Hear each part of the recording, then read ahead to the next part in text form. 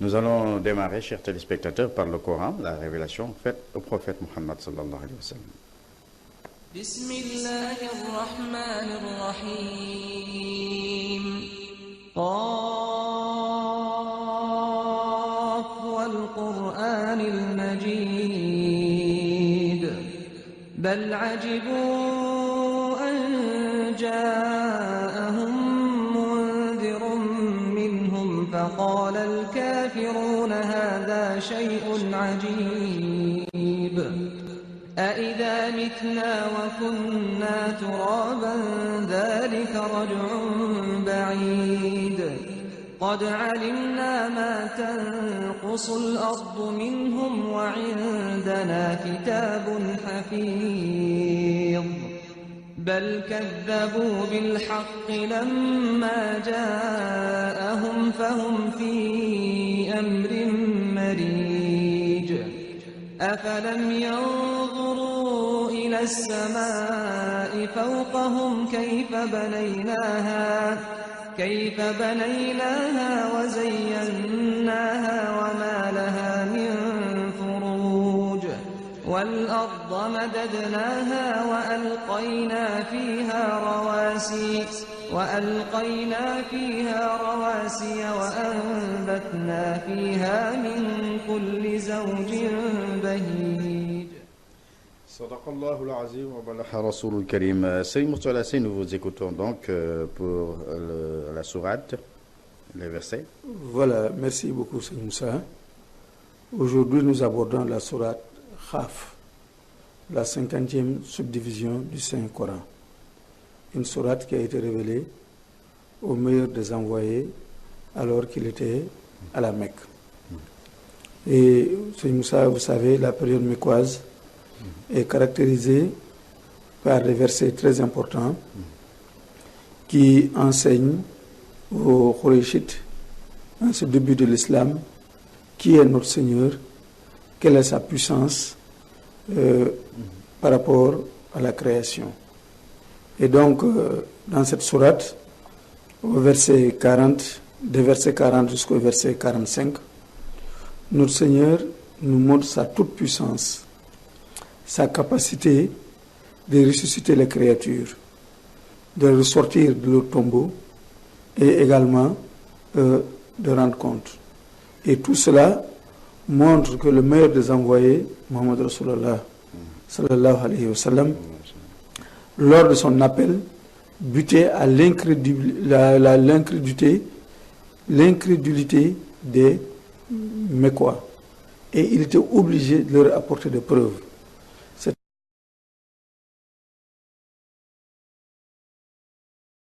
alors que notre Seigneur a descendu ces versets.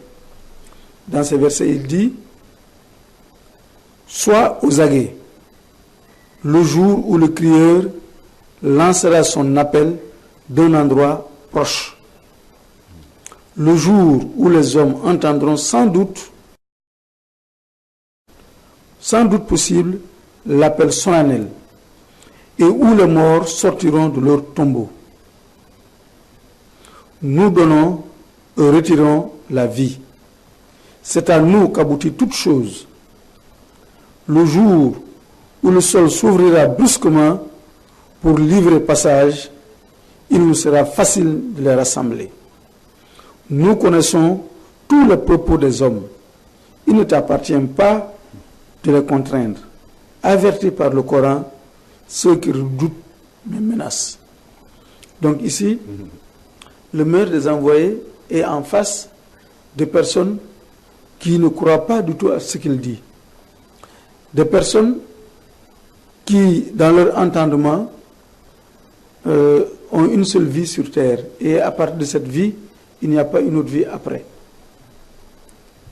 Des personnes donc qui doutent de la puissance et de la capacité de notre Seigneur de ressusciter les corps. Ils pensent aux hommes qui sont morts par noyade, des hommes qui ont été brûlés, des hommes qui ont été chipotés par les fauves. Alors ils se disent que Dieu ne pourra pas ressusciter l'ensemble de ces créatures. Alors ils ne croient pas en lui. Et le prophète de l'islam a tout fait pour les convaincre. À un certain moment, il se désole de voir qu'il refuse de croire à ce qu'il dit. Il refuse même de comprendre. Il refuse de l'écouter. C'est alors que notre Seigneur intervient pour lui dire, il faut agir en tant que missionnaire. Il faut leur dire ce que tu as à leur dire. Mais il m'appartiendra de les mettre sur le droit chemin. C'est pour cela, quand il dit un crieur lancera son appel, il dit, car il dit que le crieur sur le mont à Jérusalem dira, ô ossements réduits en poussière, aux membres déchiquetés, Dieu vous ordonne de vous réunir et d'être reconstitués pour le jugement dernier.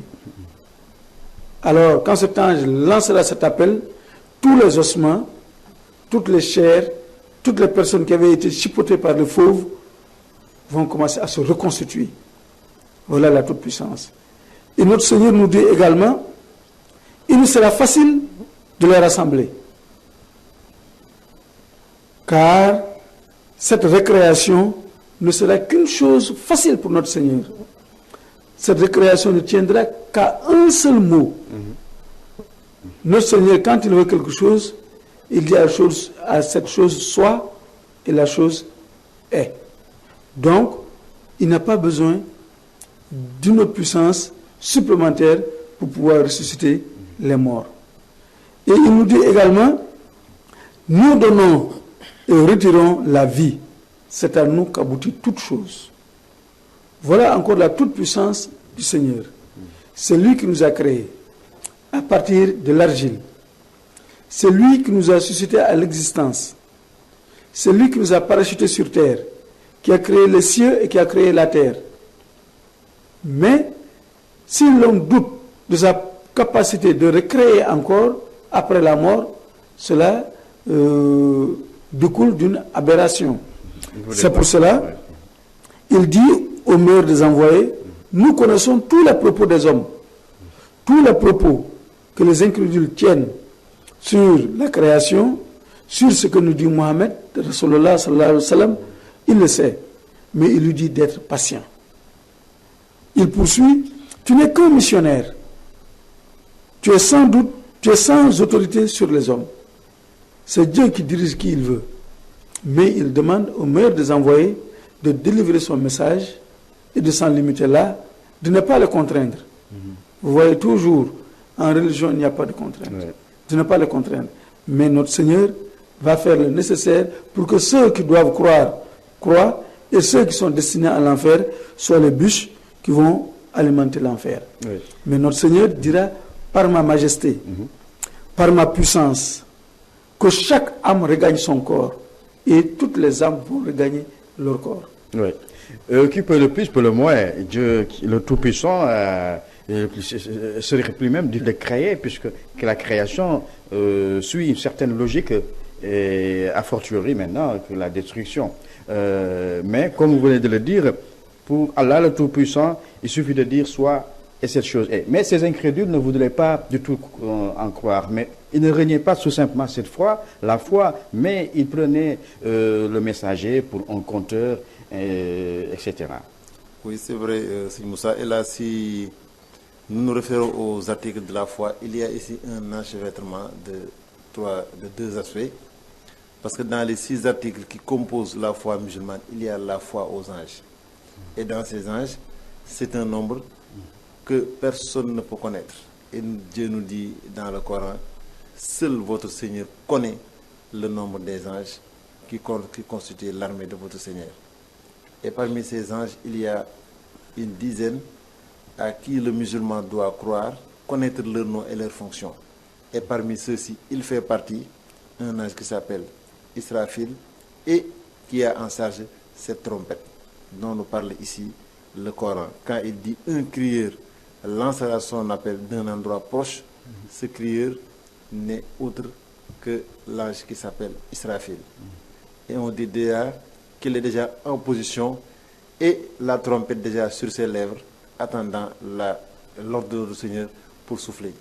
Et ce souffle, dans les aspects sur lesquels il faut croire au jour de la résurrection, est de 2. il y a le premier souffle qui constitue l'anéantissement de toutes les vies sur terre. Et il y a également le deuxième souffle qui va déclencher la résurrection. Et c'est de ce souffle-là dont nous parle la sourate 50 au verset 40 et 41. Qui vont reconstituer voilà, qui vont nous reconstituer. Et si nous nous référons également à l'ouvrage de Cheikh Ahmadou Bamba, un ouvrage de Tawhid, de la théologie, qui nous parle des aspects auxquels l'homme doit croire. Il s'agit de Mouwahibul Quddous, les dons et très saints. À partir des versets 543, il nous dit, au même titre que la foi professée à l'endroit du jour de la résurrection et de ceux qui s'y rapportent, cela fait partie des actes des credos de la foi musulmane. Il dit, concernant la sortie des tombes, la résurrection de tout être qui fut dévoré ou qui fut dans un tombeau, la frayeur, la balance, la reddition des comptes, le grand rassemblement, la rétribution, le châtiment, la vasque, le passage sur le pont, le paradis, l'envol des livres, des comptes, l'enfer, la lumière, la ténèbre, l'attente en station debout, la honte, l'envie, les uns sur les autres, etc. Et il dit que tout cela va découler maintenant à partir du second souffle qui sera l'œuvre de l'ange qui s'appelle Israfil.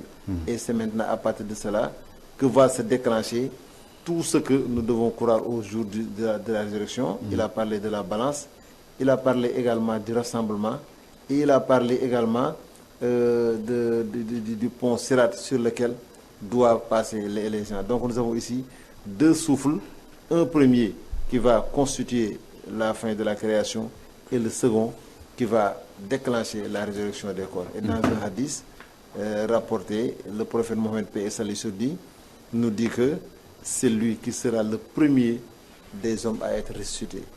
Il sera le premier à sortir de terre. Ensuite, s'en suivront les autres en direction de ce grand jour de rassemblement. Voilà, merci Seigneur Mortala Sey, merci Seigneur Mohamed Lamine Diouf. On va avancer avec l'autre rubrique, le hadith du jour.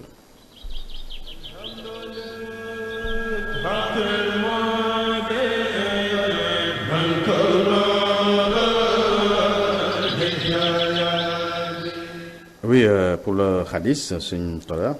Oui, pour le hadith, nous restons dans la même veine de la toute-puissance de notre Seigneur.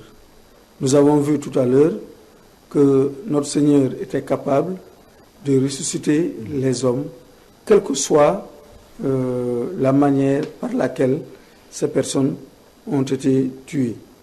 Et ici donc dans le hadith, nous allons voir la capacité de notre Seigneur dans sa création de l'individu. Ibn Mas'ud nous dit que le meilleur des envoyés a prononcé ces paroles.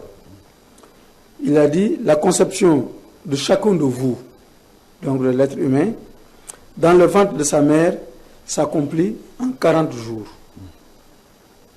Donc la conception de l'individu se fait dans le ventre de sa mère en 40 jours, et il nous décrit ces étapes. Il est d'abord sous la forme d'une semence, puis sous celle du plasma sanguin pour une même période, puis sous celle d'un morceau de chair pour une période semblable, toujours pour 40 jours.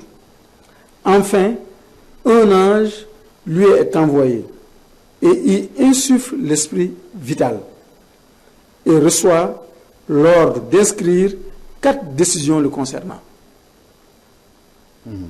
Quelles sont ces 4 décisions? À savoir, ce qui lui est imparti comme bien et nourriture, il lui transcrit cela. Ensuite, il lui transcrit également le délai qu'il vivra sur terre. Il lui écrit les actes et conditions heureuses ou malheureuses dans lesquelles il vivra sur terre. Donc, vous voyez, tout a été réglé par notre Seigneur. Il poursuit toujours par Dieu, en dehors duquel il n'y a pas d'autre divinité. L'un de vous accomplit des actes, comme en font les gens du paradis, au point qu'il ne reste plus entre lui et le paradis qu'une coudée. C'est alors qu'il est devancé par le destin inscrit et amené à commettre des actes dignes des gens de l'enfer. Quelquefois, il est écrit dans le livre de quelqu'un, c'était son destin, un homme de l'enfer. Mais dans sa vie, il peut pratiquer des bonnes actions comme celles que font les gens du paradis. Mais ce n'est qu'au dernier moment qu'il chancelle et bascule et perd sa foi. Et à cet instant-là, il est inscrit parmi les gens de l'enfer. Alors, ce hadith, quelle importance nous pouvons en tirer? Nous voyons que notre Seigneur nous décrit les différentes étapes de la création de l'homme. Cela relève de sa sagesse, de sa toute-puissance. Et nous voyons que la médecine actuelle, avec l'étude des différentes étapes de l'embryon, vient à confirmer l'ensemble de ces phases que notre Seigneur vient de décrire, d'une part. D'autre part, les gens ont un destin qui leur est fixé. Alors, ils font un effort dans cette vie terrestre en allant le plus dans la force de leurs possibilités vers de bonnes actions pour pouvoir mériter le paradis. En fuyant les mauvaises actions pour pouvoir fuir l'enfer. Un effort constant et permanent qui sera fait, mais en vérité, notre Seigneur a déjà décidé. Là où lui n'accède pas. Et enfin, pour terminer, les conditions dans lesquelles l'homme vivra, que ce soit des conditions heureuses ou malheureuses, ont été également déjà édictées par notre Seigneur au moment où il n'était pas encore né. Donc, qu'est-ce que cela veut dire? Que nous devons apprendre, notre Seigneur, il est tout puissant. Il fait ce qu'il veut, il n'est contraint par personne, il le fait quand il veut. Et nous sommes ces êtres faibles et oublieux. Il nous a créés et parachutés sur terre, il nous a demandé de l'adorer, il nous a dit que nous allons retourner à lui.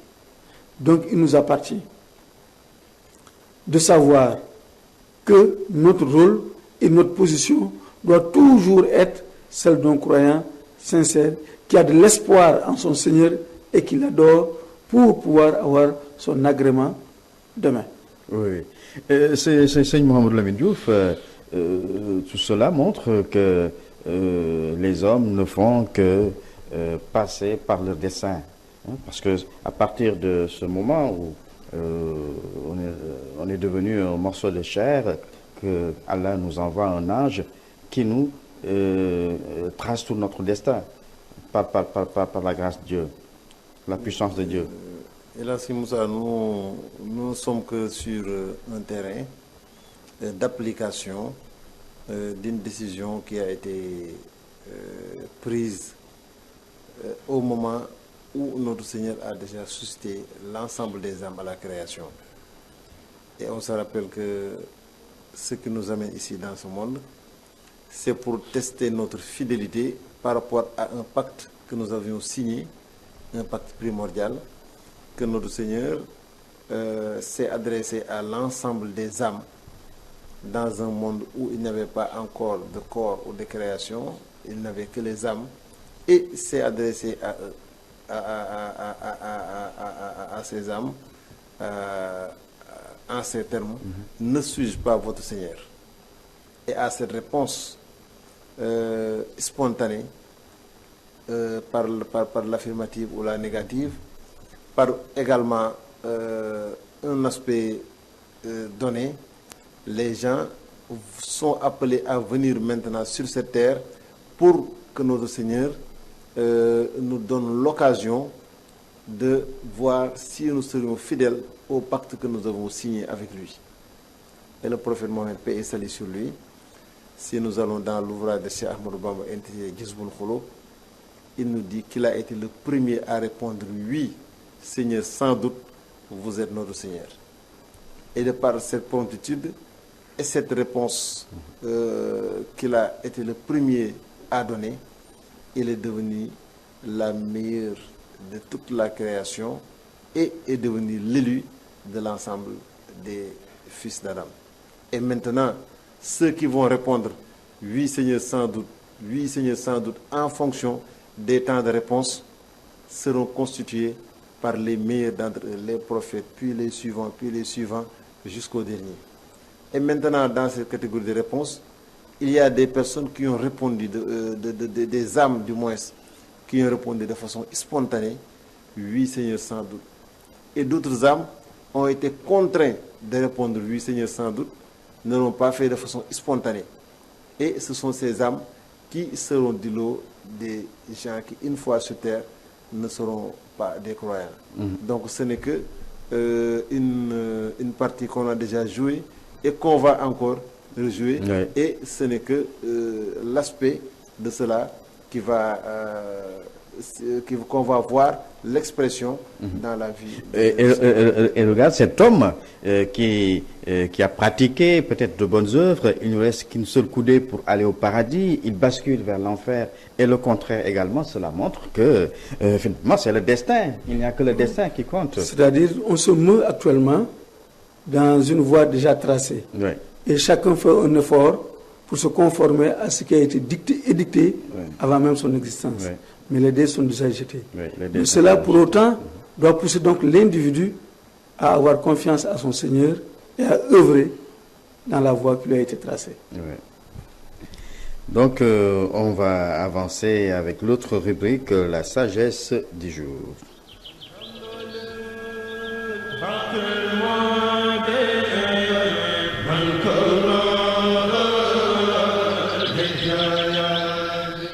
La sagesse, Seigneur Sola. Oui, la sagesse est extraite de l'ouvrage de Cheikh Ahmadou Bamba intitulé Le viatique des adolescents. Il s'agit des vers 39 et 40. Et nous sommes toujours dans la même veine. Cheikh Ahmadou Bamba nous dit, et quant à lui, il parle de Dieu, et quant à lui qu'il soit exalté, il n'est obligé en rien, en vérité. Il ne pourvoit que par pure grâce. Admet qu'il est loisible à l'égard de Dieu de créer ou de ne pas créer les créatures. Ainsi, tu seras exemple de scepticisme. Donc, nous sommes dans un chapitre où Cheikh Ahmadou Bamba aborde les attributs de notre Seigneur le Très-Haut. Et ici, dans ces deux vers, il parle des attributs de la création. Donc, nous sommes toujours dans le même registre. Il nous dit, il n'est obligé en rien.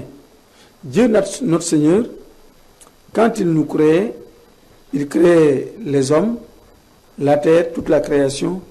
Il n'était obligé en rien.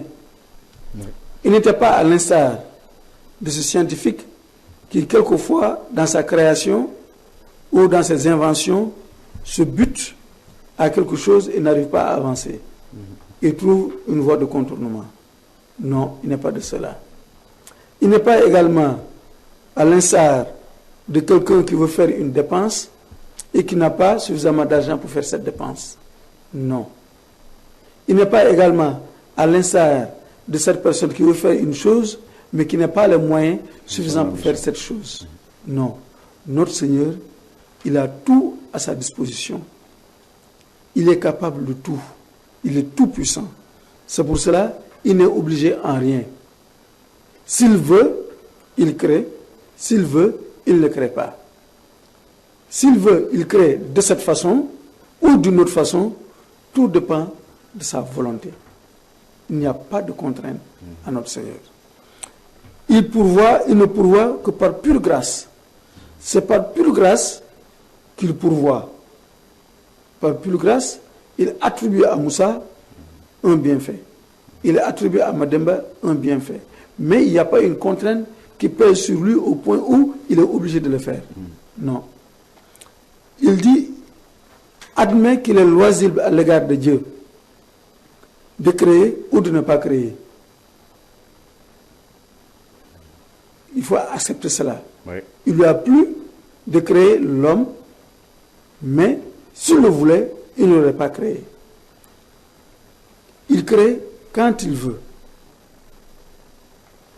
comme il veut.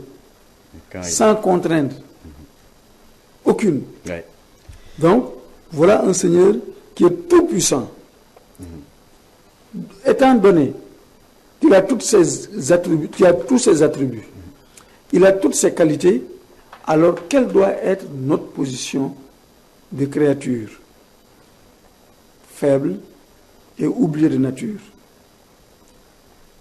Alors, Cheikh Ahmadou Bamba nous dit d'admettre tout cela et de nous débarrasser de tout scepticisme. Nous ne devons pas douter à l'endroit de notre Seigneur. Nous devons savoir c'est lui qui nous a suscité à l'existence. Nous devons savoir qu'il n'est indigent en rien.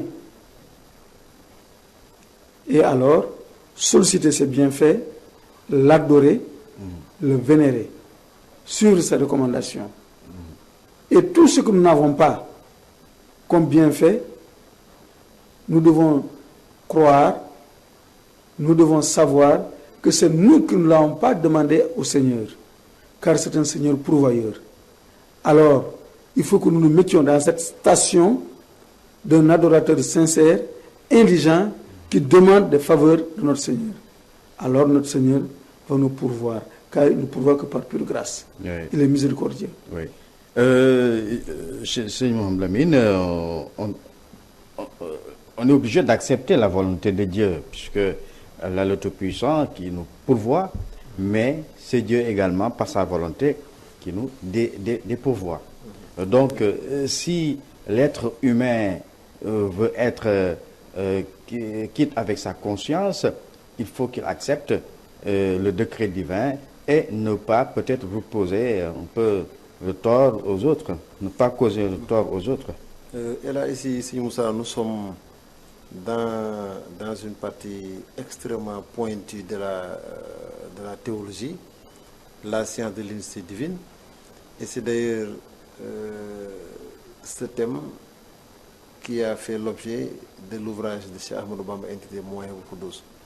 Et vous savez, dans l'islam, il y a une foi qui n'est pas, si vous voulez, intelligente, c'est-à-dire c'est du domaine du cœur, mais il y a également une partie que certains exégèses désignent par apologie défensive, et là c'est la science du kalam, qui a fait beaucoup de bruit, mais qui a pour objectif de donner aux musulmans des arguments au-delà d'une foi qu'on croit, une foi qui n'est pas du domaine savant, du raisonnement. C'est une façon de donner aux musulmans des armes pour lui permettre de préserver sa foi et de ne pas être très tôt déraciné ou terrassé par des philosophes et autres. Et on se rappelle également de l'imam Ghazali dans son ouvrage qui a été une réponse cinglante aux philosophes. Il a commencé d'abord par étudier leur philosophie, etc., en quelques années avant d'écrire Délivrance, Al-Mukhriz min ad-Dalal, qui a été, par exemple, comme un coup de canon qui a permis de réduire ensemble l'ensemble des théories qu'ils avaient fabriquées et des théories à partir desquelles ils ont égaré beaucoup de gens. Oui, c'est vrai. Et dans cet aspect, nous sommes ici dans les trois aspects sur lesquels se fonde le raisonnement humain et surtout dans le domaine de la religion. Et Cheikh Ahmadou Bamba a consacré un chapitre à cet aspect comme étant un début avant la projection vers maintenant les thèmes qu'il va aborder et qui sont des thèmes très pointus. Il commence en disant, abordant directement notre sujet, nous commençons par célébrer le nom de notre Seigneur, le noble généreux. Sache que tout raisonnement dialectique s'articule autour des trois principes suivants: le nécessaire, l'absurde et le contingent, et ce d'après les savants. Et maintenant, il revient en détail sur ces trois aspects, ce qui va nous permettre de mieux comprendre ce qu'il vient de dire. Le nécessaire est ce dont un esprit saint récuse la non-existence, telle la prééternité du maître du trône. Pour un musulman, il serait aberrant de croire qu'il y a une créature qui a existé avant notre Seigneur. Ouais, Donc cela ne fait pas aberration. partie des aspects de la foi. Oui. Il parle de l'absurde et ce dont l'existence est inconcevable par la raison d'un homme doué d'entendement. Par exemple, l'existence parmi les créatures d'un être prééternel, comme le supposent gratuitement certains bornés. Et là, nous sommes toujours dans les fondements de la foi et de la création, quand on sait qu'il est le maître de la terre et des cieux, qu'il a suscité tout ce que nous voyons, l'univers, le cosmos et Oui. les autres aspects que nous ne sommes pas en mesure de voir. Donc si cela a été créé, il est normal que ce créateur précède ce qu'il a créé. Évidemment. Donc la création ne peut pas précéder le créateur. Et il dit enfin le contingent. Et c'est dans ce domaine où nous sommes. Et ce qui peut être ou ne pas être au même degré de possibilité selon le point de vue de l'homme d'érudition. Donc notre Seigneur, il n'est pas obligé en rien. Il faut dire que Dieu doit faire ceci ou doit faire cela ou est en mesure de faire cela ou bien en mesure de faire ceci. Personne il dit ne peut que contraindre. dans cet aspect, le contingent, c'est tout aspect qui échoue et la volonté de notre Seigneur. Oui. Et maintenant, pour notre Seigneur, il n'y a pas de balance à ce que cette chose se passe aujourd'hui ou demain. Ces deux aspects sont au même degré auprès de lui. Il décide de sa Et volonté. il dit, il nous donne un exemple Oui. pour nous permettre de comprendre. Telle la mort immédiate ou future d'un individu, ou l'acte de création des êtres par Dieu soit intelligent. Que Dieu crée les êtres ou qu'il ne les suscite pas à la création, que nous mourons aujourd'hui ou demain, ces deux aspects qui sont au même degré auprès de notre Seigneur. Aussi, est-il indispensable à toute personne responsable de ses actes selon la législation, mais non intellectuellement, d'apprendre ce qui est nécessaire.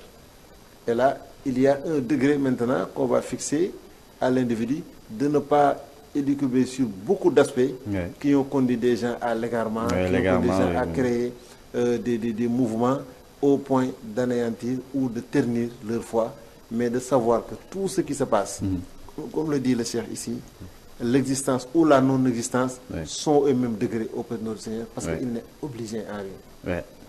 Merci donc, Seigneur Moutala Sey. Nous venons d'étudier un aspect de la foi qui est très profond. C'est peut-être même, je peux dire, c'est le soufisme. Hein, parce que Et là, ça, quand même, nous sommes maintenant dans perfection le domaine, spirituelle. dans le domaine du tawhid. Oui. Là, nous sommes dans le domaine de l'unicité divine. Et que c'est pas compris par qui se tous, divise en deux parties. Ce qu'on appelle le tawhid du taharuf, c'est-à-dire Oui. la science du tawhid qui est dans le cœur. Et ici, nous sommes dans le domaine de ce qu'on appelle le takallum, qu'on désigne souvent par apologie défensive. Et là, c'est les argumentaires qui permettent à l'homme de préserver sa foi. Et si aujourd'hui, on voudrait lui faire comprendre que l'univers s'est créé de lui-même, les mers se sont fondées telles-ci, voici la création, c'est l'évolution. Il a des arguments pour pouvoir opposer à ce mécréant des aspects pour préserver sa foi. Voilà, merci. On va passer à l'autre réplique à présent, Arminat.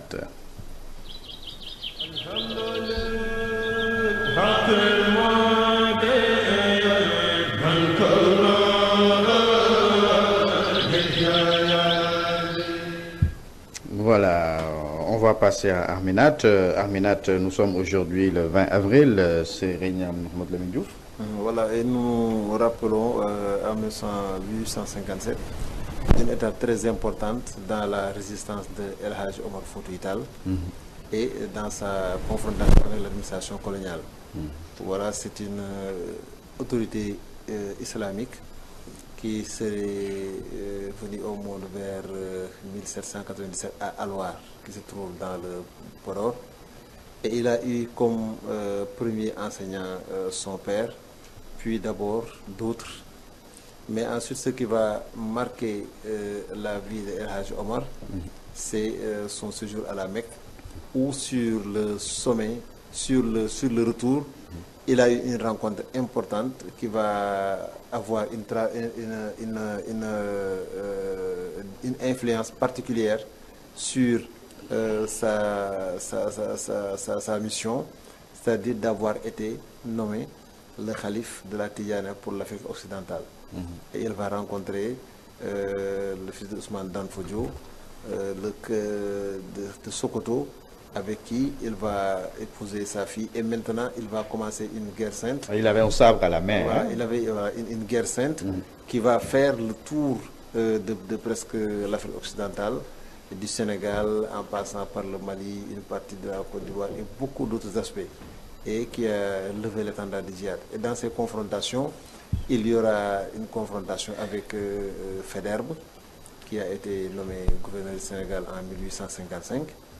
Et dans ces étapes, il y a le siège de Médine, dont nous parlons, qui a eu lieu en avril 1857. Et de ce siège, El Hadj Omar va résister durement.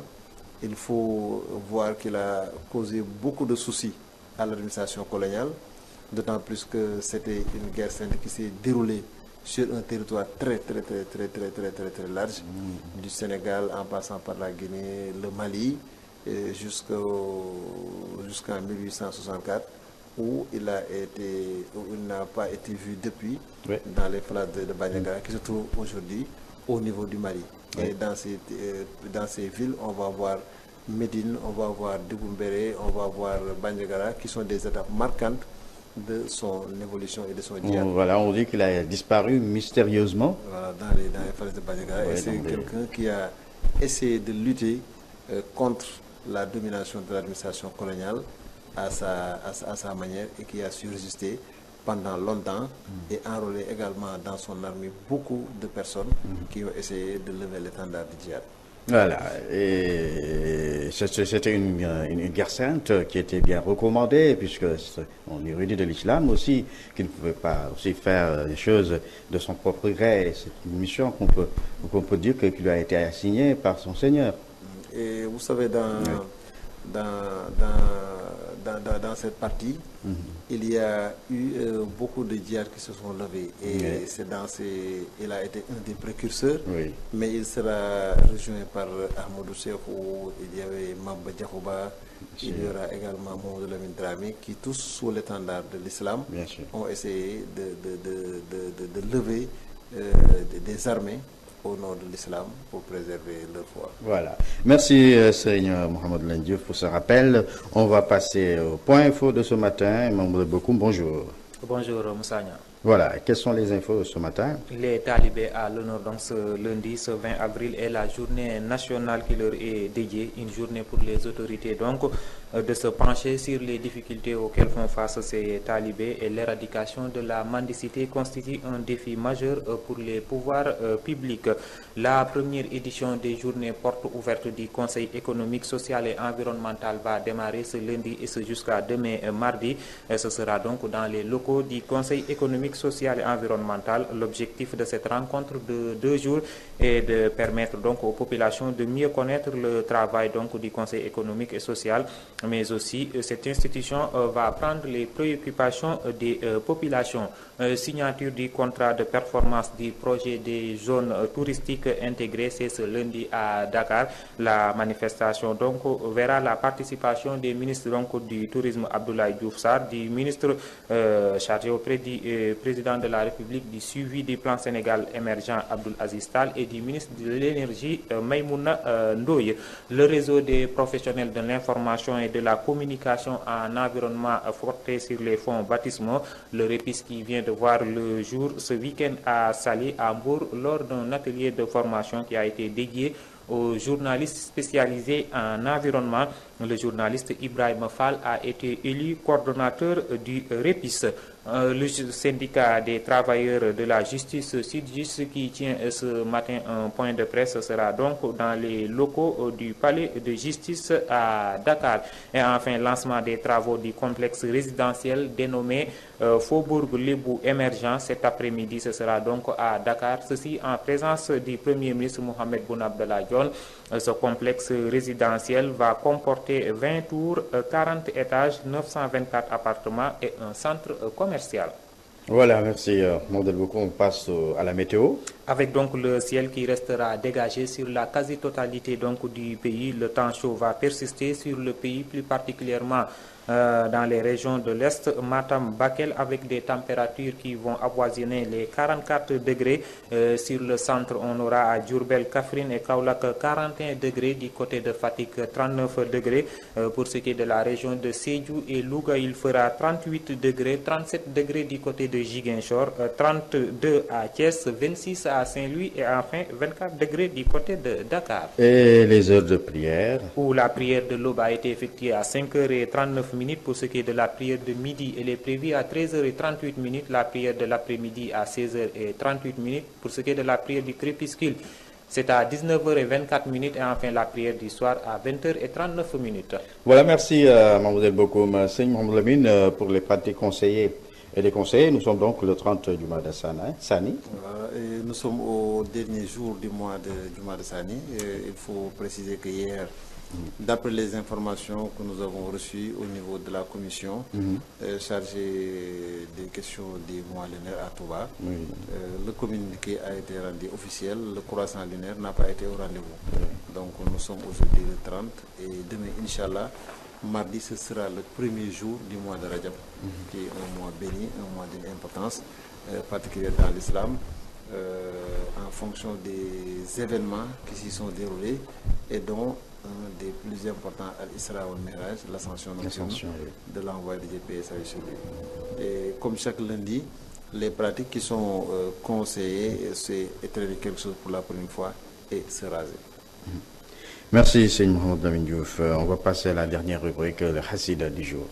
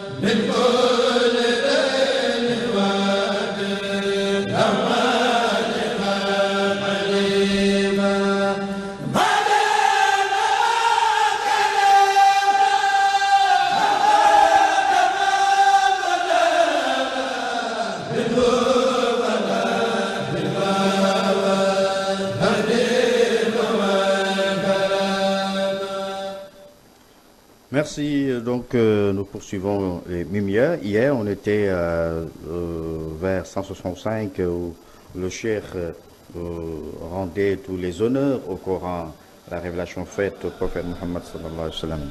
Oui. C'était la source de toutes les sciences. Oui, c'est vrai.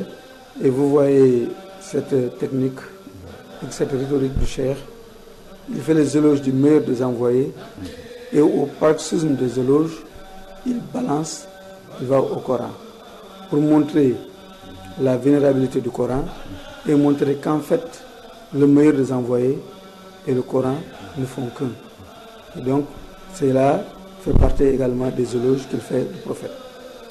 Et Cheikh Ahmadou Bamba, après avoir montré l'honorabilité du Saint-Coran, après avoir montré ce que le Saint-Coran contenait comme prescription, proscription, promesse, et également tout ce qu'il constitue comme avertissement. Ici, il nous montre, à partir du vers 177 jusqu'au vers 184, il montre son application assidue du Coran et ce qu'il a impétré de cet acte. Et il commence dès le début en disant « Ne m'ont détourné du livre d'Allah, qui est notre Seigneur, ni l'indigence, ni les adversités qui en ont détourné le suspect. » Donc, malgré les difficultés dans lesquelles il se trouvait, que ce soit lors de l'exil, que ce soit lors de multiples détentions, mais rien ne l'a détourné du Coran. Ni l'indigence, ni les adversités ne l'en ont détourné. Et pourtant, ce sont des éléments qui peuvent détourner des gens de la lecture et de la pratique du Saint-Coran. Il poursuit au vers 178, ne m'ont nullement détourné de ce livre les défauts comptés au nombre de 7 qui en ont détourné toute personne privée de bien. Il y a 7 défauts qui peuvent détourner les hommes de la lecture du Saint-Coran, de la pratique assidue du Saint-Coran. Et il les cite en disant que lui, il a été exempté de ces 7 défauts. Il s'agit du péché. Un homme qui commet le péché, il ne peut pas s'adonner en permanence dans toute la constance à la lecture du Saint-Coran.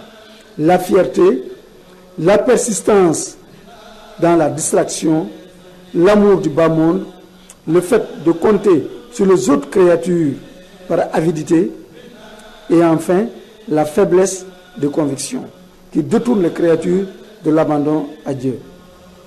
Et plutôt enfin l'innovation blâmable.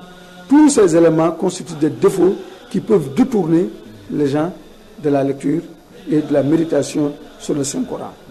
Alors il nous demande d'exécrer obligatoirement cela. Et maintenant il revient pour montrer lui ce qu'il a impétré de la part de notre Seigneur. Il dit, j'ai eu un entretien secret avec mon Seigneur par ce livre en mer. Donc c'est lors de son exil, dans le service que par lui, le livre, j'aurai au meilleur créé dont la rectitude est élevée. Donc quand il était en mer, son compagnon solitaire en permanence, c'était le Saint-Coran. Le Saint-Coran révélé au meilleur des envoyés. Et c'est à travers ce livre sacré qu'il avait de communication secrète avec le meilleur des envoyés. Il nous dit également, j'ai eu un entretien secret avec mon Seigneur par ce livre en terre ferme. Quand il était aussi bien ici au Sénégal, dans ses multiples résidences, qu'en Mauritanie, également, il a eu des entretiens secrets avec le meilleur des envoyés, mais à travers le livre. C'est comme si, quand il voulait savoir une décision ou que faire, il ouvrait le livre et le livre lui disait ce qu'il fallait faire et quelle station il allait avoir. Je laisse Mamadou Lamine Diouf continuer. Voilà, Seigneur Mamadou Lamine Diouf. C'est important, c'est Moussa. Nous sommes ces défauts qui peuvent détourner. Voilà, qui peuvent détourner du Saint-Coran. Et dont le chef était exempt.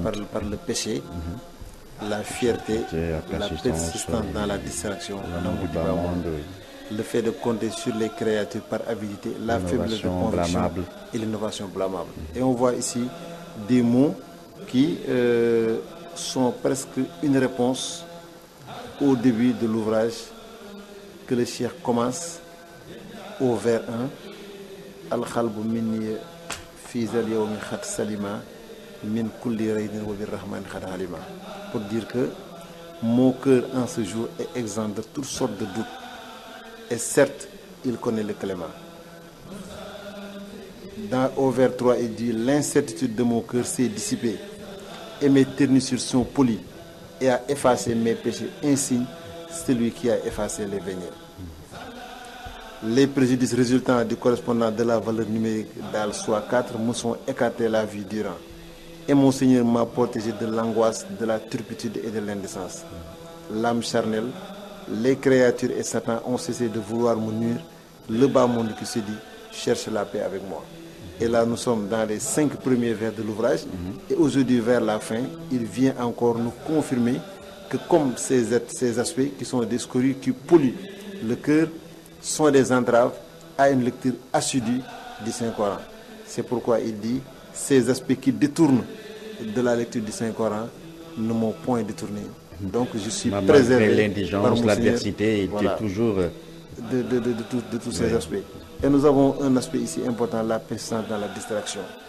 Et la distraction qui fait partie des entraves à la conjonction vers le Seigneur et qui nous empêche d'avoir une pensée orientée vers notre Seigneur. Il dit tous ces aspects, si je me suis attaché au Coran au point de pouvoir percer les mystères et bénéficier de ces secrets, c'est grâce au fait que je suis préservé de l'ensemble de ces aspects qui sont des entraves, parce que le Coran c'est une lumière. Et tous ces aspects constituent des écrans contre ce flux de lumière, et qui sont des aspects qu'il faut extirper de sa vie, de son cœur, pour pouvoir bénéficier des lumières de son Coran. Voilà, le Coran qui était son arme. Il y a les deux derniers vers, Oui. 183 et 184, qui ont une importance capitale. Oui. Car le Cheikh dit, Dieu m'a fait don gracieusement du Coran par satisfaction.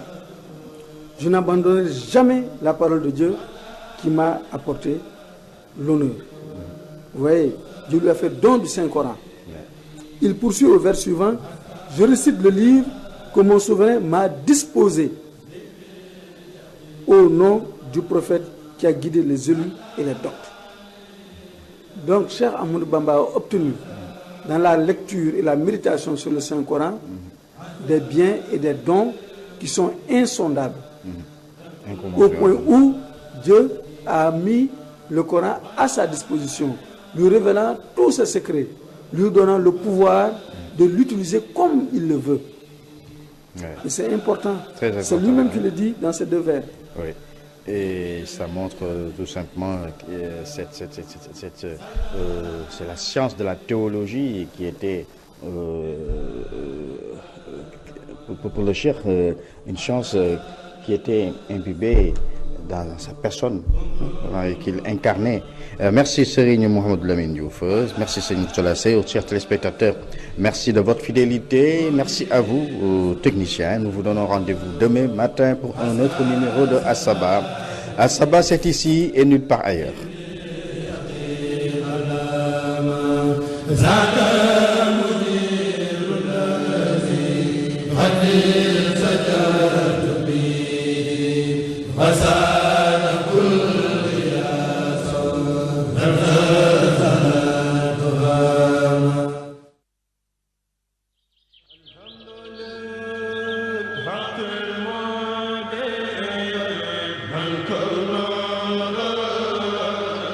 Yeah.